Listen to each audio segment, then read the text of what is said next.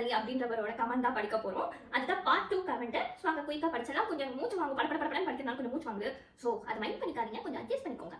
So this was in 11th standard. First time நான் ஒரு major பனிஷ்மெண்ட்ல இவ ஆகுற. அங்கே ஒரு எங்கள் கேங்ல ஒரு 4 பேர் பேக் பெஞ்சர்ஸ் தான். நாங்கள் பொண்ணுங்களை ரொம்பவே கலாய்ப்போம். இந்த பொண்ணுங்க ரொம்ப நல்லா நோட்டீஸ் பண்ணி வச்சுட்டு ஒரு நாள் மிஸ் கிட்ட போட்டு கொடுத்தாங்க. ரொம்ப நாளா நோட்டீஸ் பண்ணி வச்சு மிஸ் கிட்ட போட்டு கொடுத்தாங்க. நெக்ஸ்ட் எங்கள் கிளாஸ் கேர்ள்ஸ் எல்லாம் கூட்டிட்டு எங்கேயோ போனாங்க. அந்த நெக்ஸ்ட் எங்க 4 பேரை மட்டும் கூப்பிட்டாங்க. எங்கன்னு பார்த்தா பனிஷ்மெண்ட் ரூம் கூட்டிட்டு போயிட்டாங்க. அங்க உள்ள எங்க கிளாஸ் கேர்ள்ஸ் எல்லாம் நிக்கிறாங்க. அந்த பனிஷ்மெண்ட் கொடுக்க ரெடியா லேடி டீச்சர் இருந்தாங்க.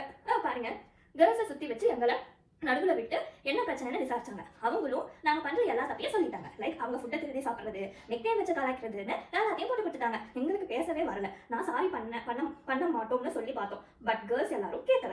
கேர்ள்ஸ் யாரும் கேட்கல. அவங்களே மேம் கிட்ட இவங்களை பனிஷ்மெண்ட் கொடுத்தாதான் சரியா வருவாங்கன்னு சொல்லிட்டாங்க. ஸோ மேம் எங்களோட ஸ்டிக்கெல்லாம் வச்சுட்டு எங்களை அடிக்க ரெடி பண்ணாங்க. ஓ மேம் அவங்களோட ஸ்டிக்கர் வச்சு அடிக்க ரெடி பண்ணாங்களா?